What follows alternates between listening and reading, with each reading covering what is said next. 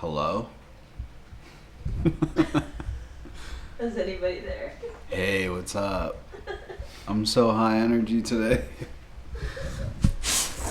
Okay. Holy fuck, dude. You can probably hear the rain. Hey, what's up? Today we're gonna make sushi rice with some like Japanese soft scrambled eggs. We're gonna make a couple garnishes for it. This is one of my favorite things in the world to eat. I actually eat this all the time. I used to make this for Brendan all the time. He then ate it, I think, for like a year straight. It's really simple. You can dress it up. You can do some veggies and stuff with it, but we're gonna keep it really simple today and just show you basically how to make the sushi rice and how to make the eggs perfectly.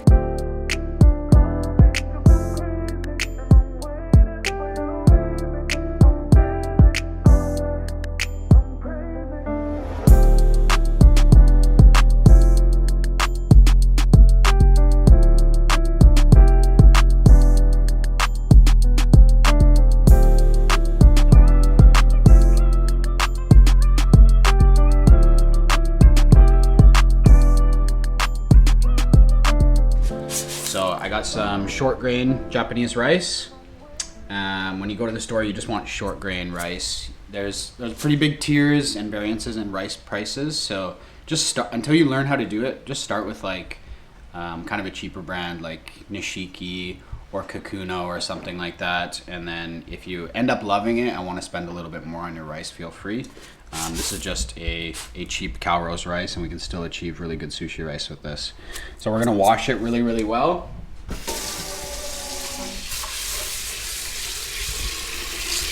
Rice is full of starch. So what you do is fill it up with a little bit of water, and then I'd like to just take my hand and knock all that starch around, and then we'll just pour off the water. And you can see how milky that water is because of how much starch immediately releases. Obviously use cold tap water and just kind of keep doing this.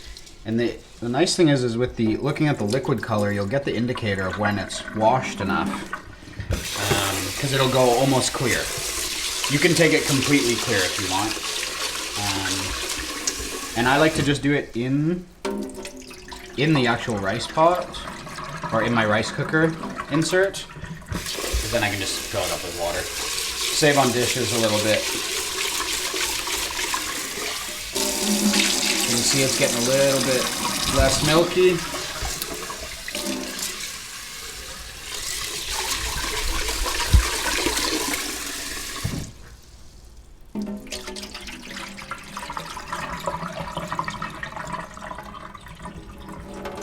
So I think that's about good for me.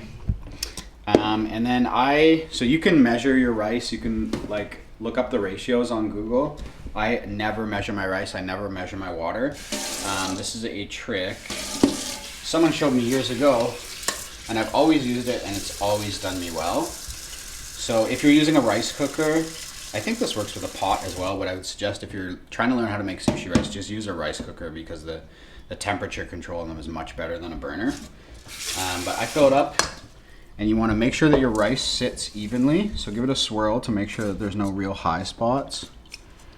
Make sure that it's relatively even. And then you stick your finger in, and if the space between the rice and the water goes up to this first tiny little knuckle line, then that's the right ratio. So this is the right ratio.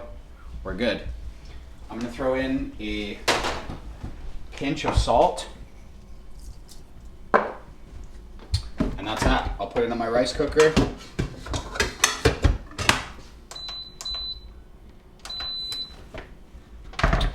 And we're just gonna forget about it and make the seasoning for the sushi rice. So the thing that makes sushi rice is that it's seasoned. So I think a lot of people like make the sticky aspect, or they rinse their rice and then they're like, why doesn't it taste like sushi rice? The thing that makes sushi rice taste like sushi rice is rice vinegar, a little bit of sugar, and a little bit of salt. So you can measure this out as well, and everyone kind of has their own ratio they like. That's kind of like in like very nice Japanese sushi restaurants, people like this is like the most important part. This is what makes your rice your rice. But I just use like, you know, whatever a standard rice vinegar. Maybe like a quarter cup. And then white sugar always for this. I'm gonna do 1 tablespoon. You can use cane sugar. I just wouldn't use anything flavored like brown sugar. And then a pinch of salt in that as well. And the only reason I'm putting this in a pot is because I'm just gonna bring it up to temperature so that that sugar is dissolved. And when we mix it in with that rice at the end, it will all coat everything evenly and all taste the same. So that's it. Once that comes up to temperature, you can just turn it off and wait for the rice to be done, and that's it. We're gonna make a little crispy rice topping. This is a rice cake. Is this rice? Yeah, rice cake, not rice cracker. Is this? What is this? I don't know. Rice cake. It's a rice cake. I think it's a cake. A cracker might be smaller.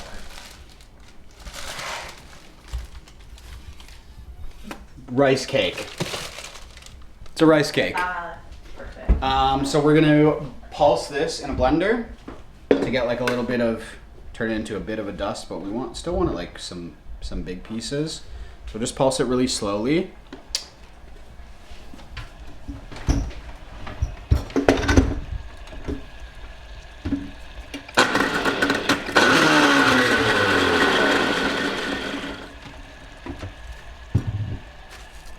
This is about the texture we're looking for. And then any of these really big ones, we'll just kind of break up a little bit by hand. If you don't have a blender, you can honestly do this whole part by hand and just break it up. We just want something crispy for garnish.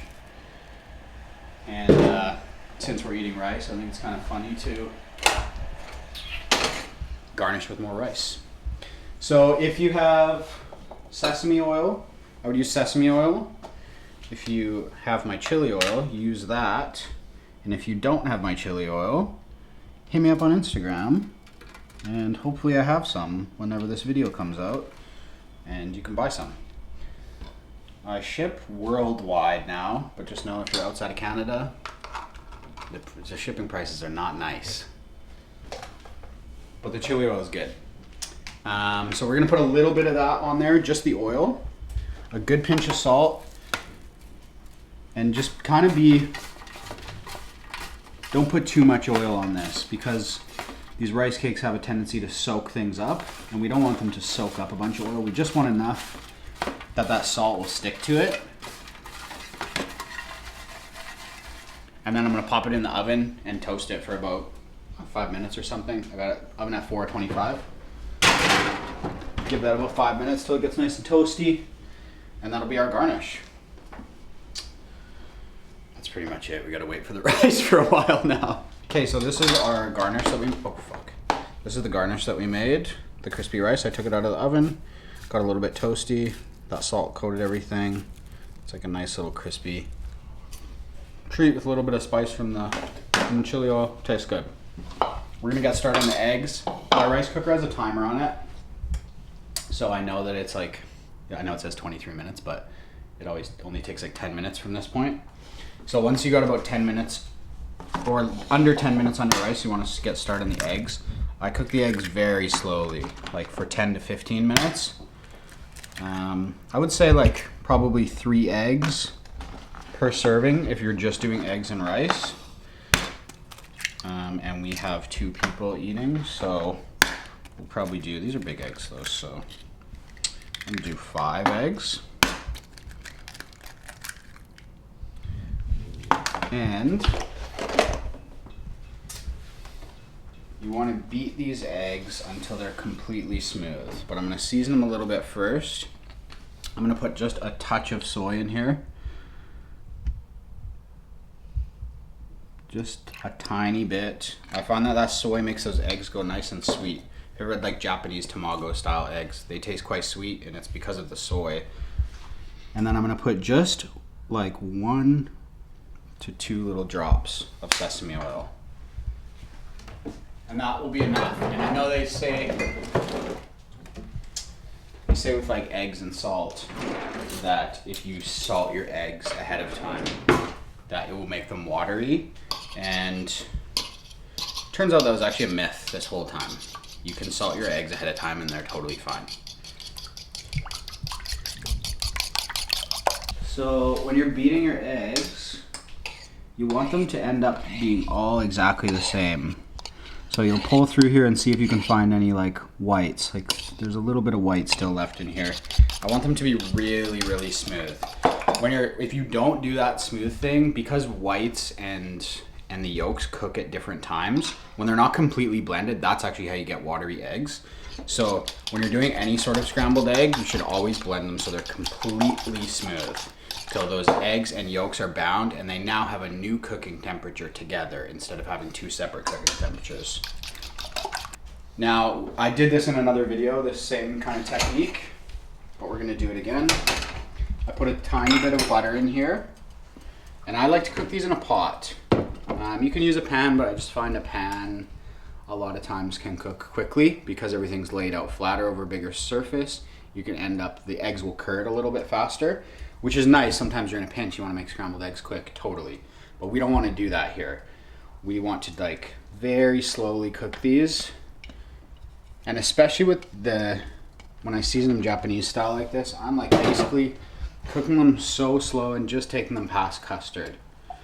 So, and the nice thing about putting it in a pot is it's a lot higher up, so it cooks slower. So you're okay. If you do it in a pan, you just really have to keep moving it, which is totally fine if you want to do it faster. But I just like a pot because I don't have to like nurse it and stand right over it, and like it can be seconds away from messing up the whole thing. This I can just take my time, continue to stir. They'll thicken up. We'll get a little bit of curd here and there, but they'll just be nice eggs. That's it. It's worth it to spend your time on these eggs. 10, 15 minutes. The lower and slower, the better. So yes, pretty much this is what cooking's like. You just stand and wait. It's so fun. It's the best. I encourage everyone to do it. You just kind of sit and wait and try not to panic. Try not to force things. This is actually the hardest part of cooking. Standing in front of like a piece of steak or something. Not that I eat meat, but try not to flip it. It's meditation. You'll get used to it, man. Okay, we're actually coming together a bit here. Bro, this is nice. So make sure when you're cooking these eggs that you're using your spatula. So you're not just stirring, but you want to use the spatula to really scrape around those corners, because eggs will try and set. And you want to make sure that everything cooks relatively evenly. So that's the point of using a spatula, and also using a non-stick pot or pan, just so that you're not wasting any egg and none of it's getting overcooked. So really pay attention to that and keep it moving and use that spatula to your advantage. Nice little key point there for the people. As good as you can get at cooking, the like waiting for shit to happen part never goes away. And at least when we're not filming, it's pretty easy nowadays. You can just sit on Instagram and be like, I'm chilling. But since we're filming, I can't just sit on my phone. Or can I? Okay, no texts, awesome. Got a couple DMs though. Okay. Oh, okay. Just sold some chili oil, let's go. Oh, look at these eggs. These are really starting to come together, but we're gonna cook them a bit. Just a bit longer. But wow, that's what we want.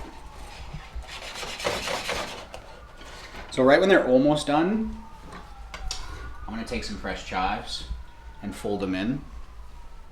I just thinly slice those. Very classic French. Even though we're seasoning very classic Japanese. All right, and this is how I like them.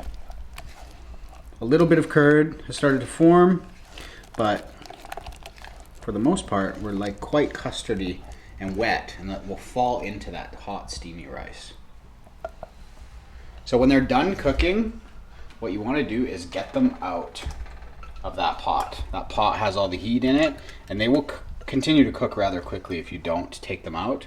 So just so they don't overcook, and I want to keep them warm, so I'm just going to put them in the pot like that, off heat, and that's that. We got perfect eggs. I'm gonna season them with a pinch of salt now.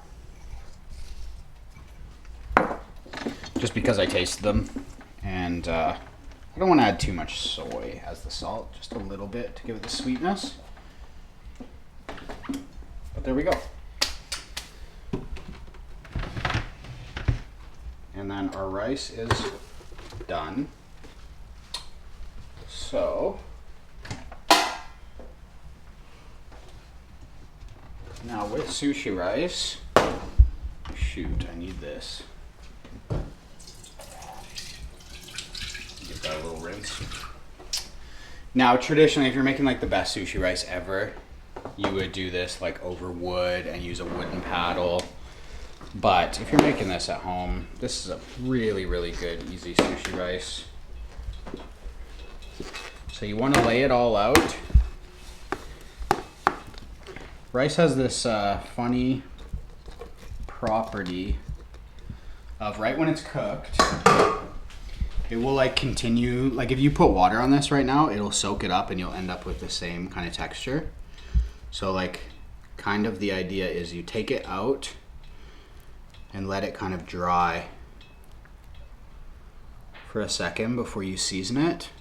Because if you just dump the seasoning in over it now, the rice will just suck it up, and then therefore you won't be able to mix it with the rest of the rice. We don't want it to just immediately get sucked up by that rice.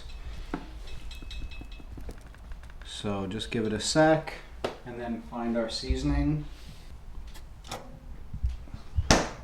It's right here. So yeah, just grab your seasoning, and then what you want to do just to like, so you don't just dump it all in one spot. It's kind of hard to pour like just over rice and get a good mix. So I just pour it over my spatula and then guide my spatula.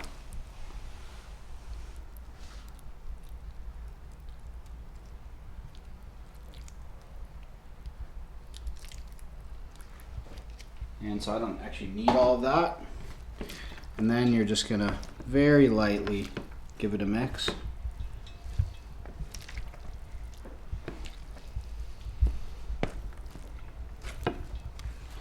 And then that instantly, like that, once that vinegar hits it, it really like, it smells like sushi rice. This is what it is now.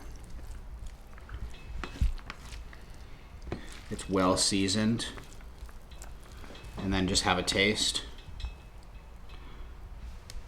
It's like sticky, but still all individual grains. Tastes so nice. That's exactly what you want it to taste like. Okay, so we're gonna plate it. So we're gonna plate a little bit of rice. This is truly my favorite meal. Make a little hole in the center, because those eggs are gonna fall through.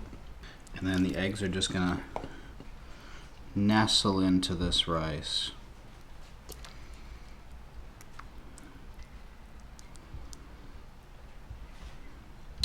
And from this point, you can dress it up with whatever you want. So a lot of times I'll do something like furikake, which is like a rice seasoning you can buy at Asian grocery stores. But today I'm gonna just do some fresh herbs.